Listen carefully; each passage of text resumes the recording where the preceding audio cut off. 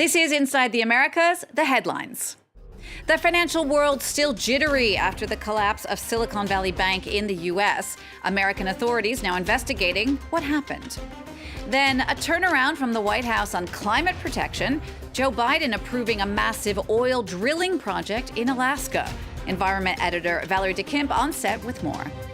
And a bunch of fourth graders in Mississippi go all the way to the governor to help make the humble blueberry the official state fruit. I'm Jeannie Godula.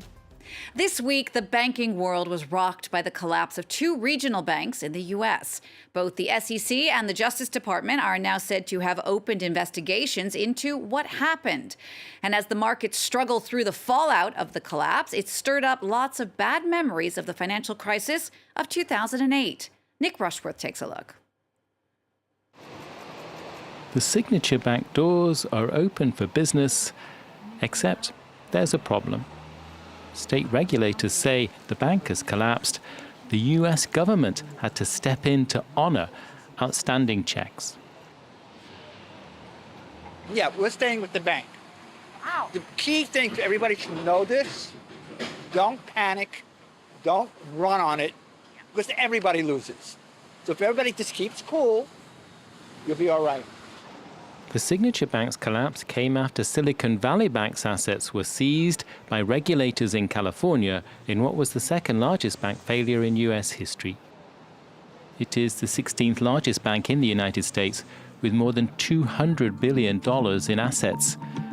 Contagion fears set in, prompting heavy selling by investors anxious about rising interest rates.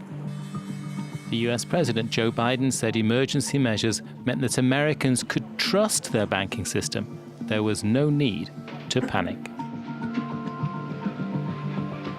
Americans can have confidence that the banking system is safe. Your deposits will be there when you need them. Biden said he would stiffen up banking regulations. However, market gyrations showed that investor worries were not entirely dispelled by those assurances. Events were a throwback to the subprime financial crisis of 2008, one of the worst ever. This time around, there was a test of measures introduced since then to prevent a repeat. What matters is stopping the mechanics of contagion as soon as they appear. The U.S. Fed was really vigilant and efficient in saying, we'll stop this right now, we'll take control. One of the issues this time is bank exposure to risk in certain sectors such as high-tech, business property and cryptocurrencies. This, along with the news that Mark Zuckerberg's Meta is cutting 10,000 jobs on top of cuts 6 months ago, is leaving investors on tenterhooks and asking, just what is next?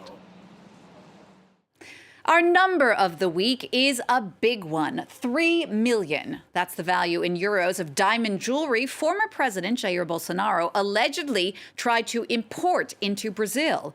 The jewels were given to him and his wife by Saudi Arabia. They could have entered Brazil tax-free as official gifts to the nation, but they then would have belonged to the presidential palace collection, not the first family. The scandal has triggered multiple investigations and a subpoena for Bolsonaro to testify. That could make life complicated for the former president, who's expected to return soon to Brazil from the U.S., where he's been living since late last year. Next, the Biden administration has made slowing climate change a key part of its platform, but a new decision from the White House has environmental activists fuming. This week, it approved a massive oil drilling project in Alaska known as the Willow Project. Carolyn Lamboli reports. It's the largest proposed oil drilling project on U.S. public land in decades. Supporters say it will bring hundreds of jobs and billions of dollars in revenue to state and federal coffers. But some local voices and nationwide groups have raised concerns about its impact on the environment. There are multiple reasons people are against this. One is the vulnerability of the Arctic. This is the largest sort of unexploited and open area of public lands in the United States remaining. So we needed Alaska's strategic petroleum reserve 50 years ago in the middle of an oil crisis, but we don't need that anymore. We don't need to go to remote Alaska Arctic to get our oil.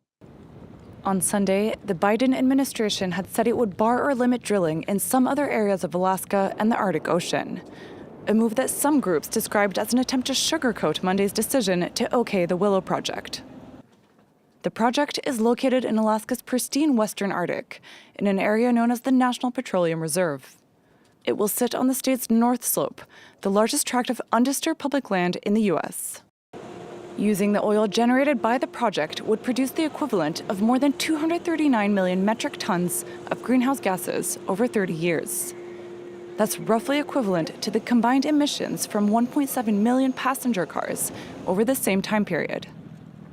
Still, though, there is widespread support in Alaska itself from across the political spectrum. One exception, though, is the mayor of Nuiqsut, whose city of around 500 people is closest to the proposed project. It could produce up to 180,000 barrels of oil per day, according to ConocoPhillips, the company behind the project. It had initially proposed 5 drilling sites. Only 3 were approved. To get a closer look at the environmental impact of the move, I'm joined on the set by France 24's Environment Editor Valérie Dekimpe. Valérie, President Biden has always made such a point of fighting climate change. Why this decision from the White House? Well, there are different ways of looking into this decision, Jeannie. The first one is politics. As the U.S. heads into next year's presidential election, there is a strategy, perhaps, to show that Biden is moving to the center and reaching out to working class voters who are concerned about gasoline prices. And what's interesting is that in hoping to try to cushion the blow for environmental activists, Biden also made another move, announcing that more than 16 million acres would be protected from onshore and offshore drilling. And so you really see there how he might be trying to find a middle path between the kind of more environmentally conscious left and working class voters who are worried about the cost of living. And that brings me to my next point, the energy security. The war in Ukraine has scrambled global energy markets. And so Biden needs to show that he's taking care of that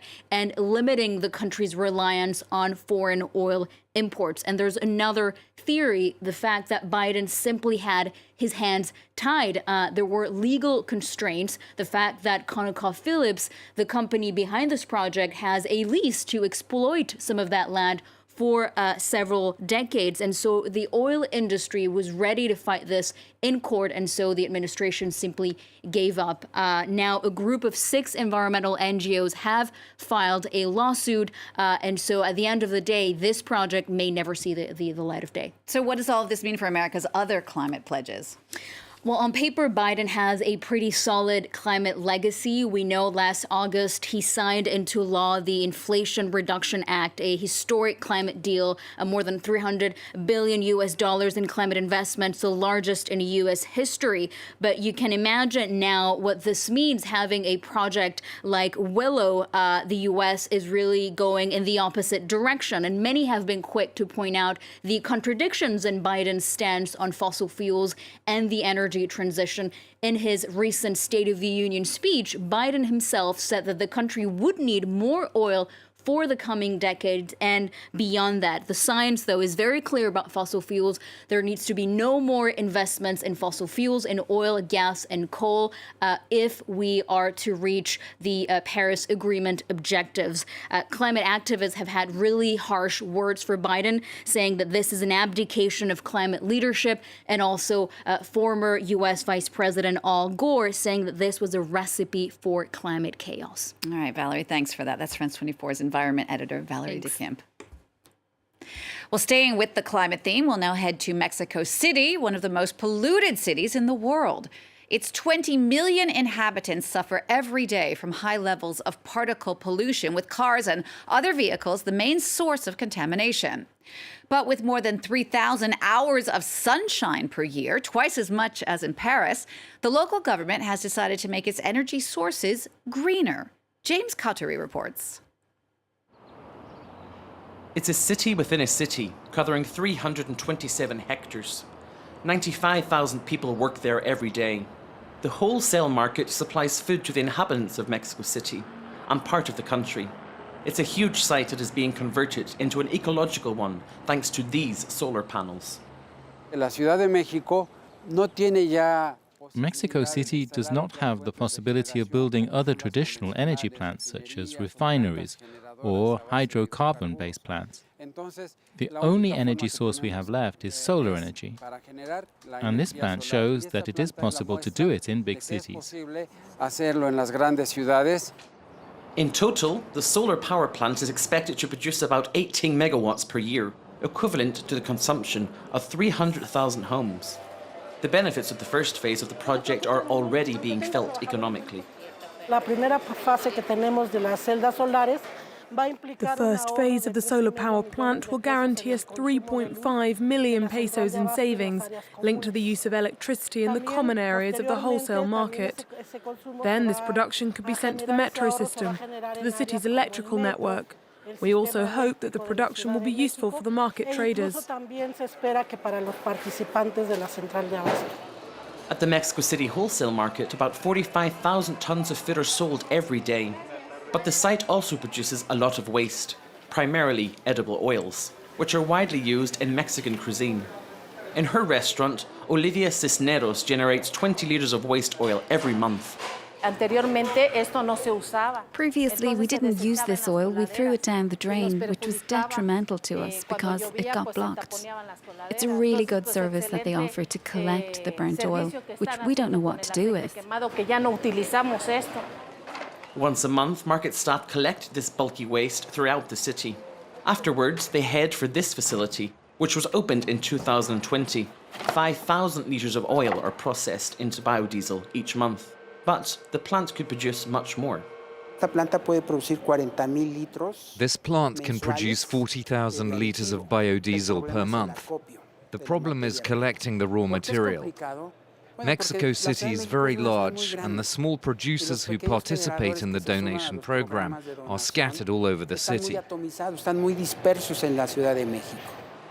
Today, the biodiesel produced by this plant represents 20% of the fuel used by these buses in Mexico City. And finally, Georgia has its peach, Florida has the orange, and now Mississippi has its very own official state fruit, the blueberry. The tiny berry got the big promotion thanks to a group of fourth graders at Mansdale Upper Elementary School. The blueberry is the most produced fruit in southern Mississippi, but when the students found out their state didn't have an official fruit, they launched the project, successfully petitioning Governor Tate Reeves to sign it into law. As the governor said, those kids have some bright futures ahead of them. We'll leave you with that. Thanks for watching France 24. Stay with us.